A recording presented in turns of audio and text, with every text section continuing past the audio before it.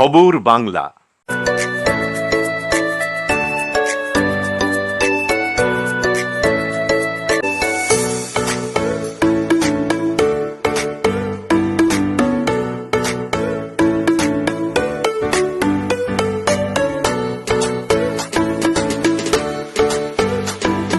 ভোজনালয়, Searsole Rajbari, Raniganj. Mobile number 9475505861।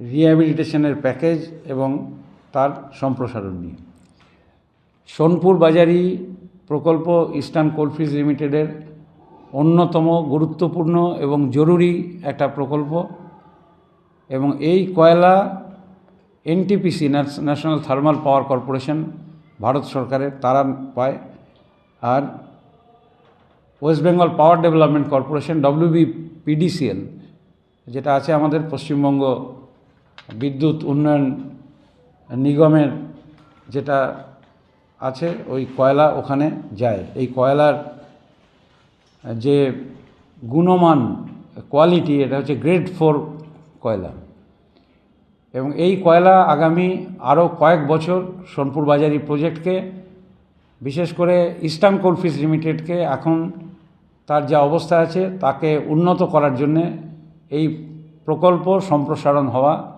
জরুরি, এটা আমরা মনে করি। এই সোনপুর বাজারির প্রকল্পের কিছু গ্রাম মোটামুটি এখনও পর্যন্ত 10টা গ্রাম 2025 পর্যন্ত ওখানে সম্প্রসারণের জন্য কাজে লাগবে এবং ওর এক্সপানশন যেটা হবে সম্প্রসারণ হবে তার জন্যে 10টা গ্রামের মানুষ বা অন্যান্য যা বসতি আছে ওখানে তাদেরকে সেটা পুনর্বাসন যে প্রকল্প আছে ECL বা কোল ইন্ডিয়ার তার অন্তর্ভুক্ত হতে হবে। এর মধ্যে রিহ্যাবিলিটেশন প্যাকেজে 12.5 লাখ টাকা করে ধরা আছে। আর রিহ্যাবিলিটেশন এই প্রকল্পে আমরা সবাই জানি এখানে হয়, সর্বত্রই হয়, এটা সারা দেশ জুড়ে হয়, যে তার মধ্যে যদি কোনো স্কুল বিল্ডিং থাকে, তারপর যদি জলের ব্যবস্থা করতে হয়, যেখানে বসতি যাবে সেখানে তার জলের ব্যবস্থা করতে হয়। এরকম হয়েছে আমাদের এখানে হাঁসডিয়ার প্রকল্প, আজ থেকে অনেক বছর আগে হাঁসডিয়াতে আমি জানি সেটা, সেই সময় থেকে ওটা হয়েছে এবং এই প্রকল্পের মধ্যে ওটাও থাকবে। এখন ভাটমুড়া এবং মধুডাঙ্গা এই দুটো এলাকা ECL সার্ভে শেষ করেছে, ভাটমুড়া এবং মধুডাঙ্গা।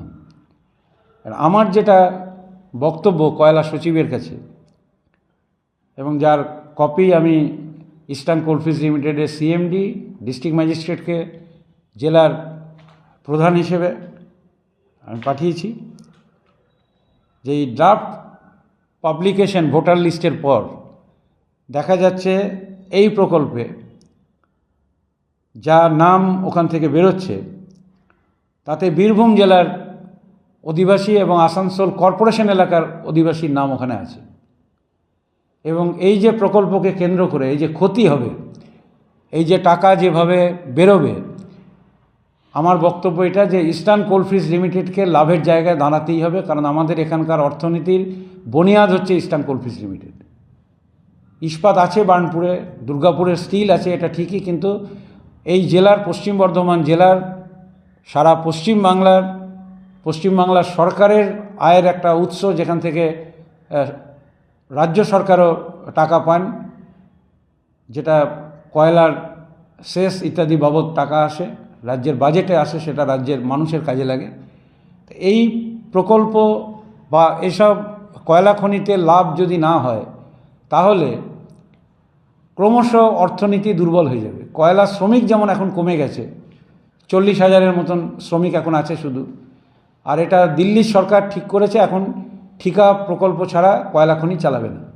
বিজেপি সরকারের এটা নীতি, এটা কারুর পছন্দ হোক না হোক, কিন্তু আমার কথা এটা যে বিজেপি সরকার ঠিকাদারি প্রথাতে কয়লা খনিকে চালিয়ে ধীরে ধীরে এর বেসরকারিকরণের রাস্তা পাকা করছে। আর কোল ইন্ডিয়ার শেয়ার যেভাবে বিক্রি করেছে তাতে এখন এটা দেখা যাচ্ছে যে কোল ইন্ডিয়ার শেয়ার বিক্রি করে ক্রমশ প্রাইভেটের দিকে নিয়ে যাওয়ার জন্য একটা ঝোঁক আছে।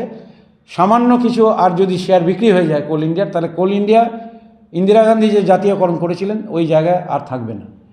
আর এই প্রকল্পের মধ্যে যা নাম ইত্যাদি ঢুকে পড়ছে আর যেভাবে এই টাকা চলে যাবে, এতে বড় ক্ষতি হয়ে যাবে ইস্টার্ন কোলফিল্ডস লিমিটেড। এবং এতে গ্রাম কমিটি তৈরি হয়েছে, যেখানে পঞ্চায়েতের মেম্বার আছে, প্রধান আছেন, বিডিও আছেন। সেই জন্যে রাজ্য সরকারের একটা দায়িত্ব আছে এই প্রকল্পের ব্যাপারে, এটা দেখা যে জমি বা গ্রাম যেখানে পুনর্বাসন হচ্ছে।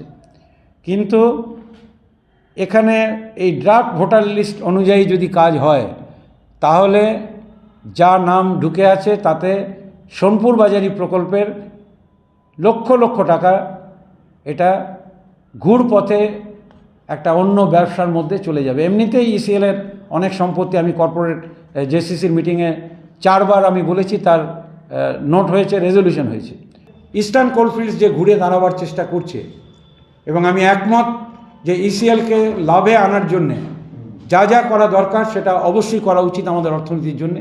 কিন্তু এই টাকা যখন নষ্ট হবে তখন এর ফল সারা রাজ্য, সারা দেশ এবং বিজেপি সরকার, বিশেষ করে কোল ইন্ডিয়া যারা পরিচালনা করছে, তাদের এটা দেখার দায়িত্ব। আর রাজ্য সরকারের সঙ্গে যেহেতু এর অংশ আছে, রাজ্য সরকারকেও এই ব্যাপারে নজর দেওয়া উচিত। এই জন্য আমি কয়লা সচিবকে এই চিঠি আমি পাঠিয়েছি। যারা এই যে ভিলেজ কমিটি তৈরি করেছে, আমি শুধু বলেছি যে যা জানতে পারা যাচ্ছে, যে খবর আসছে, তাতে ড্রাফট ভোটার লিস্টের পাবলিকেশনের পরে ওখানে শোরগোল তৈরি হয়েছে। এবং ওখানে আসানসোল কর্পোরেশন এলাকার বিশেষ একটা জায়গার একজনের নাম পাওয়া গেছে। এ নাম কি করে ঢুকলো? বীরভূম জেলার একজন, তার নাম পাওয়া গেছে। এবং এই প্রজেক্টের মধ্যে এই যে প্যাকেজ, যেটা এই প্যাকেজে 300 দিনের মজুরির টাকা পর্যন্ত ধরা থাকে। আমাদের যে রুরাল ডেভেলপমেন্ট, গ্রাম উন্নয়নের বা পঞ্চায়েতের যেটা থাকে, তাতে হচ্ছে যে এটাই হিসেব, স্ট্যান্ডার্ড হিসেব হচ্ছে 300 দিনের মজুরি। এটা আমরা যখন এডিডিএতে রিহ্যাবিলিটেশন প্যাকেজ করেছিলাম, ওই বই আমার কাছে আছে। একইভাবে তখনকার ডিস্ট্রিক্ট ম্যাজিস্ট্রেট এটা উনি তৈরি করেছিলেন। এটা এখন ডিস্ট্রিক্ট ম্যাজিস্ট্রেট করেননি। এটা এই প্রজেক্ট তৈরি সোনপুর বাজারি তারা করেছে। এটা ইসিএলকে দেখতে হবে। এবং ওই ভিলেজ কমিটি ইত্যাদি যা হয়েছে, ভিলেজ কমিটির মধ্যে পঞ্চায়েতের মেম্বার, বিডিও এবং গ্রাম প্রধান আছে, থাকবে, সেটা স্বাভাবিক, যারা নির্বাচিত প্রতিনিধি থাকবে। আর রাজ্য সরকার সরকারি অফিসার হিসেবে বিডিওকে এটা দেখতে হয়। আর ডিস্ট্রিক্ট ম্যাজিস্ট্রেট তো অনেক পরের ব্যাপার, উনি টোটাল ডিস্ট্রিক্টের অ্যাডমিনিস্ট্রেশন দেখেন। মানে আপনি বলতে চাইছেন যে রিহ্যাবিলিটেশন যে হয়ে গেছে হরিশপুরের কাছে, হরিশপুর টপ লাইনের কাছে, আমি স্পেসিফিক ভূমি দপ্তরকে লিখেছি। এবং তারপরে আমি জানি না কি করেছে রাজ্য সরকারের ভূমি দপ্তর। জমি সবসময় রাজ্য সরকারের, ইসিএল ওই জমি অ্যাকুইজিশন করে এবং এই অ্যাকুইজিশনের টাকা পেমেন্ট করে কোল ইন্ডিয়া, মানে মিনিস্ট্রি অফ কোল। সেখানে একজন ল্যান্ড অ্যাকুইজিশন অফিসার থাকে স্টেট গভর্নমেন্টের তরফ থেকে, তাকে বলে দিতে হয়। সেই জমি বিক্রি হয়ে গেছে, বেহাত হয়ে গেছে, রেজিস্ট্রি হয়ে গেছে। কি করে হলো এটা কথা, যেমন দুর্গাপুরে হয়েছে, যেমন রূপনারায়ণপুর কেবেলসে হচ্ছে। এটা তো বড় পরিমাণে হয়েছে, বলা হয়েছে, বলা তো হয়েছে। কোনো ইনকোয়ারি ডিমান্ড করছে? করেছি, চিফ সেক্রেটারি মিস্টার হরিকৃষ্ণ দ্বিবেদীকে আমার চিঠি দেওয়া আছে। স্মার্কি মহাপাত্রর কাছে আমার সেই চিঠির কপি আছে, আজ থেকে 1.5-2 মাস আগে। না, মাঝে তো রেজিস্ট্রির উপরে রেজিস্ট্রি ইসিএল চাপাই দিচ্ছে যে আমাদের জমি ছিল, কি করে দিবে। এখন আমি বলছি যে আপনাদের দলের পক্ষ থেকে, এটা দল বলবে না, এটা বলো আমার কলিয়ারি মজদুর সভা অফ ইন্ডিয়া ট্রেড ইউনিয়নের পক্ষ থেকে। ট্রেড ইউনিয়নের পক্ষ থেকে আপনারা কোনো জনহিত যাচিকা মানে দায়ের করতে যাচ্ছেন কলকাতা হাইকোর্টে? কেননা না করলে এটা তো ইনকোয়ারি হবে না। ইনকোয়ারি না হলে তো আপনারা তো ধরা যাবে। তো পরের নদীকে বুঝিয়েছে স্যামসেল কারখানা আর গগন, যে গগনে ওয়ার্কার মারা গেছে, আর সেই গগনে 2 জন ওয়ার্কার মারা গেছে অ্যাক্সিডেন্ট করে, তার ধামাচাপা পড়ছে।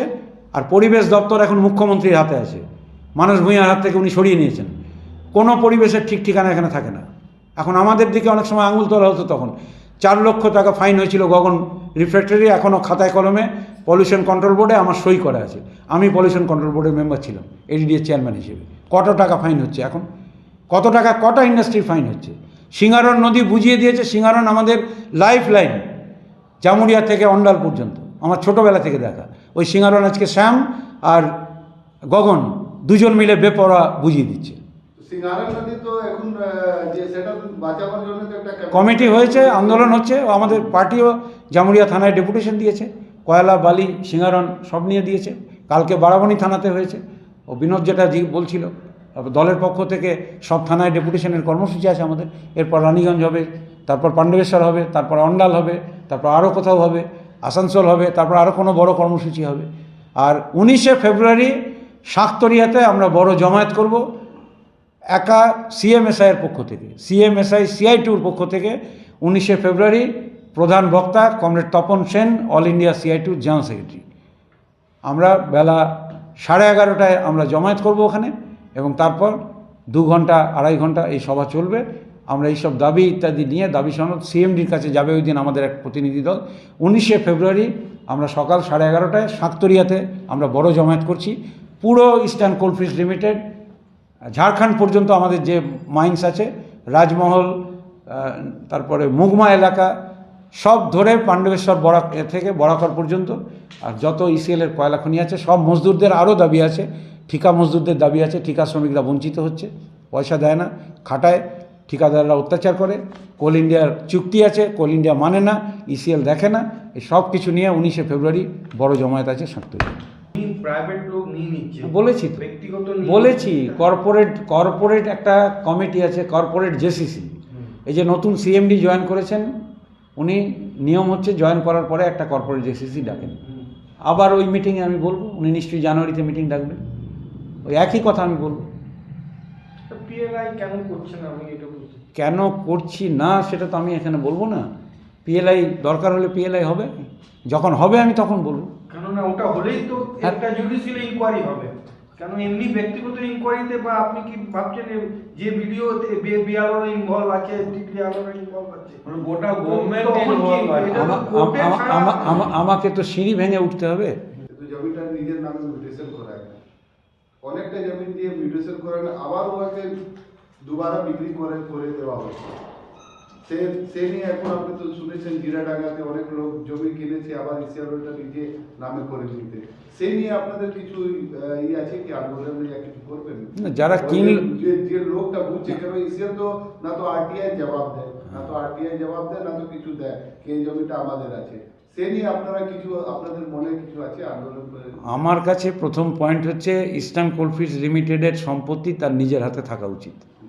যারা কিনেছেন তারা কেনার সময় এখানে নিশ্চয়ই অনেক জমির দালাল হেরফের হয়েছে, নিশ্চয়ই হয়েছে, এবং এটা জানে না কেউ, এরকম নয়। এই যে জমির দালালি যে চলে, এটা জানে না এরকম কেউ নয়। অনেক জায়গায় তো বিল্ডিং প্ল্যান মানছে না। এই যে জল মাটির নিচে থেকে তুলে নিচ্ছে হাউজিং করার পরে, এটা তো এখানে বেআইনি। করেছে কোনো রেস্ট্রিকশন কর্পোরেশন বা কোনো অ্যাডমিনিস্ট্রেশন? করছে না। এটা স্ট্রিকচার আছে গভর্নমেন্টের। 2001-2 আমার সালটা আমার স্মরণ আসছে না, একটা অর্ডার ইস্যু করেছিলেন রামসেবক বন্দ্যোপাধ্যায়, ডিস্ট্রিক্ট ম্যাজিস্ট্রেট তখন। 2000 আগে হবে, তখন 80-র দশকের শেষ কি 90-এর প্রথম। রামসেবক বন্দ্যোপাধ্যায় ওই সময় DM ছিলেন, 80-র দশকে ছিলেন, 90-এর দিকে অসীম বর্মন DM ছিলেন। তখন থেকে নোটিফিকেশন জারি আছে, তো কোনোটাই তো দেখা হয় না। প্রচুর জল এখন পাম্প করে এই যে নিচের থেকে তোলা হয়, তারপর বলে ধস হয়ে যেতে পারে, কোনোদিন কিছু হতে পারে, হওয়ার চান্স আছে। হ্যাঁ আছে, করেছিলাম, হ্যাঁ দেওয়া হয়েছিল, হ্যাঁ দেওয়া হয়েছিল, দেওয়া হয়েছিল, আমার মনে আছে, একই সেম হয়েছে। বিল্ডিংয়ের অনুমোদন একসময় কন্ট্রোল করা হয়েছিল, আর আমার এখনও স্পষ্ট মনে আছে রামসেবক বন্দ্যোপাধ্যায় যখন DM ছিলেন তখন থেকে এটা শুরু হয়েছিল আলোচনা। এবং এই নিয়ে সম্ভবত আমি যখন ADDA চেয়ারম্যান হই প্রথমের দিকে 91-92, দ্বিবেদী সাহেব যখন চিফ এক্সিকিউটিভ অফিসার, অথবা মঞ্জুনাথ প্রসাদ, আমার ওই সময়টা হেরফের হতে পারে, তখন এই নিয়ে মিটিং হয়েছিল। তারপর রেস্ট্রিকশন ইম্পোজ ছিল, এটা করার কথা কর্পোরেশনের, কারণ বিল্ডিং প্ল্যান রেস্ট্রিকশন করে কর্পোরেশন। তারা কেন দেখছে না, কি দেখছে না। রানীগঞ্জ তো এখন পোস্ট অফিস হয়ে গেছে, কর্পোরেশনের কিছু নেই এখানে। ও খালি ফুটপাত বানাবে আর ভাঙবে। এখন শুনছি শিয়ারশোলের ফুটপাতটা আবার নাকি ভাঙবে। আর মলয়বাবুর সঙ্গে যখন জেলা ভাগ হয়েছিল, আমি মলয়বাবুকে বলেছিলাম যে হেডকোয়ার্টার যেন আসানসোল হয়, কারণ অশোক মিত্র কমিশন যখন হয়েছিল, বামফ্রন্টের আমলে জেলা ভাগ হয়নি, এটা ঠিক, কিন্তু এটা ডিসাইডেড ছিল যে আমরা সেন্ট্রাল বিজনেস ডিস্ট্রিক্টের যে প্ল্যান এডিডিএতে করেছিলাম, ডিএমের অফিসের যে ভিত্তিপ্রস্তর হয়েছিল এডিডিএর জমির ওপরে, ওটা আমি যখন ওই জমি লোকেট করি, তারপরে ওখানে ভিত্তিপ্রস্তর হয় এবং ওখানে এডিডিএর বিল্ডিং হবে দোতলায়, তারপরে ডিএম দোতলায়, তারপরে তিনতলায় কি হবে তার enter central business district plan, Bengal 60 township, ও সবটা প্ল্যানিং হয়েছিল। কিন্তু মহকুমার দাবি আমাদের তখন থেকে আছে এবং মহকুমার দাবি জারি আছে। আমার চিঠি আছে আজ থেকে কয়েক বছর আগে যে রানীগঞ্জকে মহকুমা করা হোক। সিটিজেন ফোরাম নেমেছে। পরে কর্পোরেশন আসানসোল হওয়ার পরে রানীগঞ্জ সব থেকে বঞ্চিত, জামুরিয়া বঞ্চিত। কোনো পৌর পরিষেবা আমরা পাচ্ছি না ভালো করে, একবারে পাই না আমি কখনো বলতে পারবো না। কিন্তু এই যে পাঞ্জাবি মোড়ের কাছে এখন জলের পাইপ ফেটে গোটা রাস্তা জলাকার হয়ে গেছে, কে দেখে? রানীশহরে ওভারব্রিজের দাবি আছে, বহুদিনের দাবি। অ্যাক্সিডেন্ট হচ্ছে, লোক মারা যাচ্ছে। আমি গেছি ডিএমের কাছে, দুবার বলে এসেছি ডিএমকে, এটা এনএইচ ডিএমকে কোঅর্ডিনেট করতে হয়। আমার চিফ সেক্রেটারির কাছে আমার হোয়াটসঅ্যাপে চিঠি দেওয়া আছে, এই হোয়াটসঅ্যাপের মধ্যে আমার আছে। দ্বিবেদী সাহেবকে আমার চিঠি দেওয়া আছে, উনি করেছেন। দ্বিবেদী সাহেব খানিকটা উদ্যোগ নিয়েছিলেন এই পাঞ্জাবি মোড়ের মেরামতির জন্য রাস্তা, উনি চেনেন সব। আসানসোল দুর্গাপুর রোড হাতের তালুর মতো চেনা, কিন্তু কে দেখবে এখন? আমি তো মেয়রকেও কয়েকদিন আগে বলেছি, ওর শরীর একটু খারাপ আছে, আমি বলেছি ভালো হবে একটু, তারপরে আমি আলোচনা করব। কি আমার 2011 আন্দাজ 11 ওই যে কনভেনশন হয়েছিল, আমি ছিলাম চেম্বার অফ কমার্সে, গেছিলাম আমি। আমাকে ইনভাইট, পঞ্চায়েত ভবন সব তৈরি হয়েছিল না, তৈরি হয়েছে, ও বাড়ির এখন দরজা জানলা খোলা হচ্ছে। আর কারখানার লোক কী করে ওর ভেতর ঢুকে গেছে, এটার জবাব এখন টাকাটা এডিডিএর হাতে নেই ঠিক, কিন্তু এডিডিএ তো এই এলাকার ডেভেলপমেন্ট আর প্ল্যানিংয়ের মূল দায়িত্বে, তাহলে এর উত্তর দিতে হবে আর সরকারকে দিতে হবে। মুখ্যমন্ত্রী একটা মিটিংয়ে বলেছিলেন যে এডিডিএ এই কাজ করতে পারেনি 11 সালের পর থেকে। তারপরে উনি খলিল আহমেদ তখন হাউজিং ডিপার্টমেন্টের সেক্রেটারি ছিলেন, উনি নাম করে খলিল আহমেদকে বলেন এটা খলিল দেখবে। তারপর খলিল আহমেদ সাহেবের তত্ত্বাবধানে 2-3টে মিটিং হয়, পূর্ণেন্দুবাবু তখন ডিএম ছিলেন। তারপরে ওই জমি খুঁজে বার করা হয়, সেখানে ঘরবাড়ি তৈরি হয়, ওই টাকা নষ্ট হয়ে গেল এবং ওই টাকা আর কেন্দ্রীয় সরকার দেবে কিনা আমার খুব সন্দেহ আছে, কারণ প্রথম কিস্তির টাকার হিসেব দিতে হয়। আর এখন বলছে যে ইসিএল টাকা বন্ধ রেখেছে, তাহলে তার হিসেবটা না দিলে ভারত সরকার অর্থ দপ্তর ওটা চায়ের দোকান না যে টাকা বার করে দিয়ে দেবে। ওর ফেজ বাই ফেজ টাকা স্যাংশন হয়েছিল। প্রথম প্রণববাবু স্যাংশন করেছিলেন অর্থমন্ত্রী হিসেবে, উনি আমাকে বলেছিলেন যে ফার্স্ট ফেজে আমার এখন যাবে 5 থেকে 10 কোটি টাকা, তারপর আমাদের সরকার চলে যায়, তারপর টাকা এসে পৌঁছে। আপনি তো এডিডিএর চেয়ারম্যান ছিলেন সেই সময়, আপনারা তো হিসাব দিয়েছিলেন। হ্যাঁ, ওই তো বই আমার কাছে আছে। কত টাকা তখন ওটার জন্য বাজেট তৈরি হয়েছিল? অঙ্ক আমার মনে নেই, কিন্তু ওর টাকার অঙ্ক অনেক বেশি হবে, 2300 অনেক, অন্তত 2500 কোটি, এখনকার হিসেবে 2500-2600 কোটি দাঁড়িয়ে যাবে। 2300 কোটি টাকা ওই সময়ের ছিল 2300 কোটি। এখন বাজারের যা দর হয়েছে, তারপর ওর প্যাকেজ যা মনীষ জৈন সাহেব তৈরি করেছিলেন নিজে হাতে বসে বসে, তার লাইন বাই লাইন ওখানে বসানো ছিল যে যারা বাড়ি নেবে না রিহ্যাবিলিটেশনে তারা ক্যাশ টাকা পাবে, কত টাকা পাবে। তারপরে যারা শিফট করবে তার জন্যে একটা চার্জ থাকে বাড়ি শিফট করার জন্য। তো হরিশপুর গোটা গ্রামটা নিচে চলে গেল, আগুন জ্বলছে, ভোট বয়কট করেছে ওরা। ভোট বড় কথা নয়, ভোট তো আবার আসবে, আবার বয়কট করবে না, ভোট দেবে, তো হরিশপুরের লোকের ব্যাপার। তো হরিশপুর গ্রাম ঝুলে আছে আধখানে। আচ্ছা, অনেক জনকে তো চাবি দেওয়া হয়েছিল পুনর্বাসন। এই চাবি কোথায় গেল তো আমি জানি না, বাড়ি পায় না। আমি জানি না চাবি কোথায় আর বাকি কোথায়। আর আমাকে তখন বলা হতো যে আমি নাকি লিস্ট করে আসিনি, তো লিস্ট দেখুক ভালো করে ওরা। ওদের যদি ইংরেজি, বাংলা, হিন্দি বোঝার ব্যাপার থাকে তো 3টে ভাষায় দেখুক ভালো করে লিস্ট কী করা আছে।